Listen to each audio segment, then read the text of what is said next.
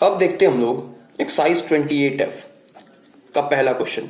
पहले क्वेश्चन में हम लोगों से क्या कहा जा रहा है, find the acute angle between the following planes. अच्छा, पहले का पहला पार्ट में मेरे पास दो प्लेन की इक्वेशन दे रखी है। प्लेन की इक्वेशन क्या है, R vector dot I cap plus J cap minus 2k cap is equal to 5, और दूसरी प्लेन मेरे पास कितनी है, R vector dot 2i cap plus 2j cap minus k cap is equal to 9। अब इन दोनों प्लेन के बीच में हम लोगों को एक्यूट एंगल बताना है। ठीक है भाई, एक्यूट एंगल बताना है। तो मान लो इसको मैं बोलता हूं प्लेन 1, इसको मैं बोलता हूं प्लेन 2। तो ये मेरे पास प्लेन 1 है और ये मेरे पास प्लेन 2 है। ठीक है, ये मेरे पास प्लेन 2 है। अब देखना इंपॉर्टेंट बात क्या है, मान लेता हूं मैं प्लेन 1 और प्लेन 2 के बीच का एंगल है थीटा। अच्छा, एक कंसेप्ट तुम लोगों को पता है क्या, कि एंगल बिटवीन द प्लेन्स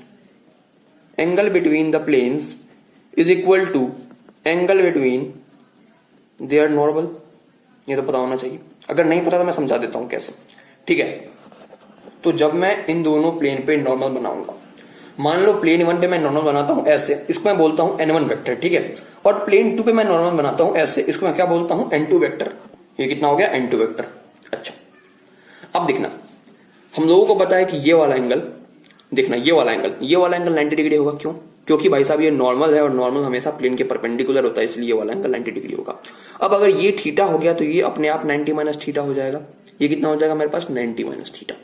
अच्छा, ये वाला एंगल कितना होगा, ये वाला एंगल भी 90 डिग्री होगा। क्यों? क्योंकि n2 वेक्टर इस प्लेन के परपेंडिकुलर होगा, इसलिए ये वाला एंगल भी 90 होगा। अच्छा, उसमें ये वाला एंगल कितना है, 90 माइनस थीटा। तो ये कितना हो जाएगा मेरे पास, ये मेरे पास हो जाएगा 90 माइनस थीटा, यानी कि थीटा।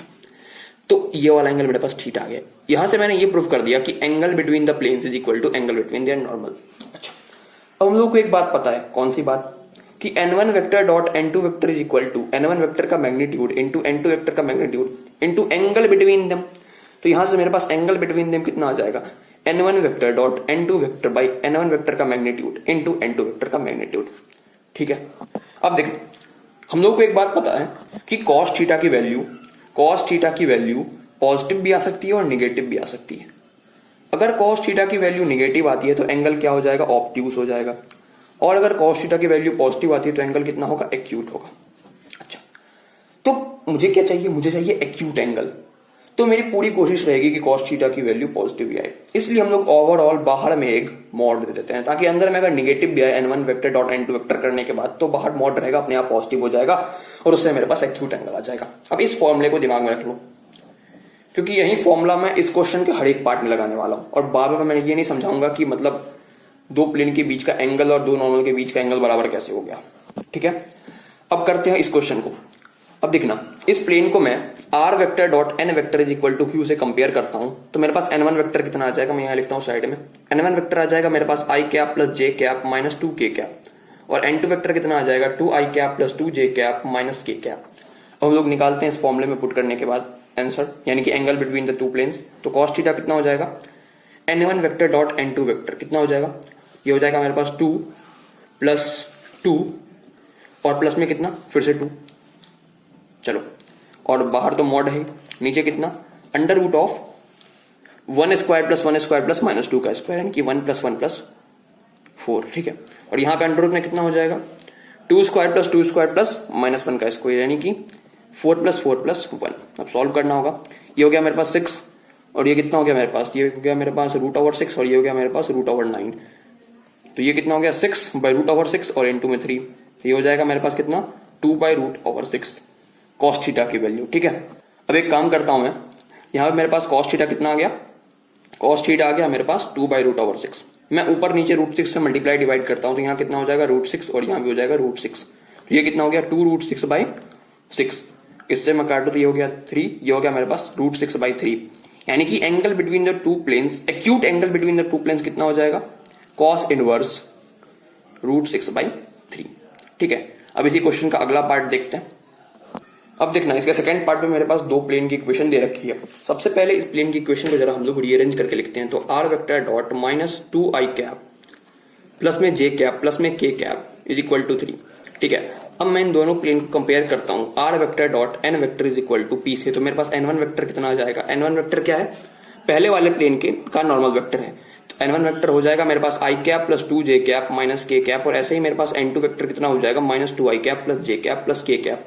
यहाँ पुट करते हैं हम लोग, तो मेरे पास cos थीटा की वैल्यू क्या आ जाएगी, cos थीटा की वैल्यू आ जाएगी मॉड ऑफ माइनस 2 और प्लस में कितना 2 और माइनस में कितना 1, और नीचे क्या हो जाएगा मेरे पास, नीचे हो जाएगा मेरे पास अंडर रूट ऑफ 1 का स्क्वायर 1, 2 का स्क्वायर 4 और माइनस 1 का स्क्वायर 1, और यहाँ पे भी अंडर रूट में माइनस 2 का स्क्वायर 4, 1 का स्क्वायर 1 और 1 का स्क्वायर 1। तो ये हो जाएगा मेरे पास, इसे तो कट गया, यहाँ हो गया माइनस 1 का मॉड और नीचे कितना हो गया √6 इंटू में √6।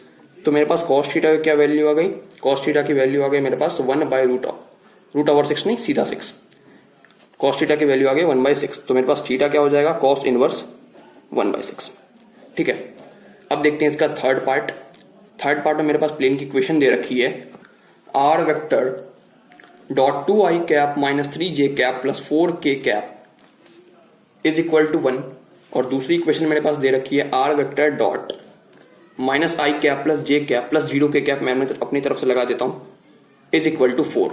अब देखना, इसको मैं कंपेयर करता हूं r vector dot n vector equal to p से, तो मेरे पास n1 वेक्टर क्या आ जाएगा, n1 वेक्टर है क्या, n1 वेक्टर है पहले प्लेन का नॉर्मल वेक्टर, तो वो हो जाएगा मेरे पास 2i cap minus 3j cap plus 4k cap, और ऐसे ही मेरे पास n2 वेक्टर कितना हो जाएगा, ये हो जाएगा minus i cap plus j cap plus 0k cap.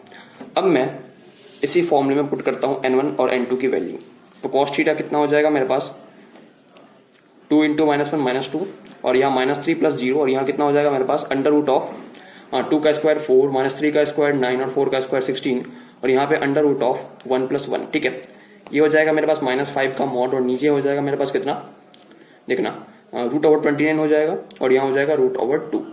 ठीक है, तो cos थीटा की वैल्यू कितनी हो गई मेरे पास 5/√58।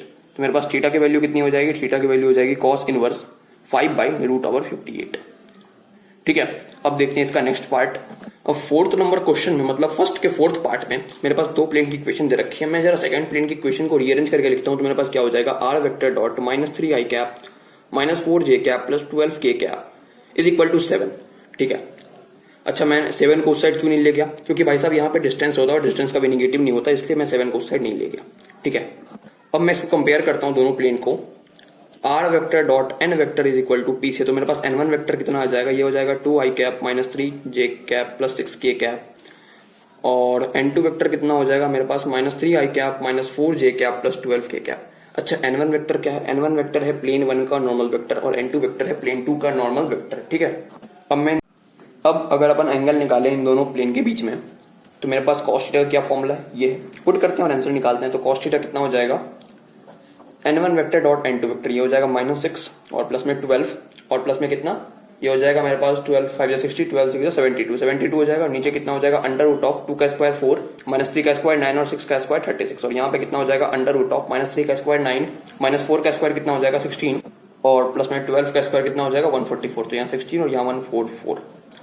अब देखना, ये मेरे पास कितना हो गया, ये हो गया 72 प्लस 6 का मॉड, और यहाँ हो गया मेरे पास देखना 36 प्लस 9 हो गया 45 प्लस 4 49, और यहाँ हो जाएगा मेरे पास 169।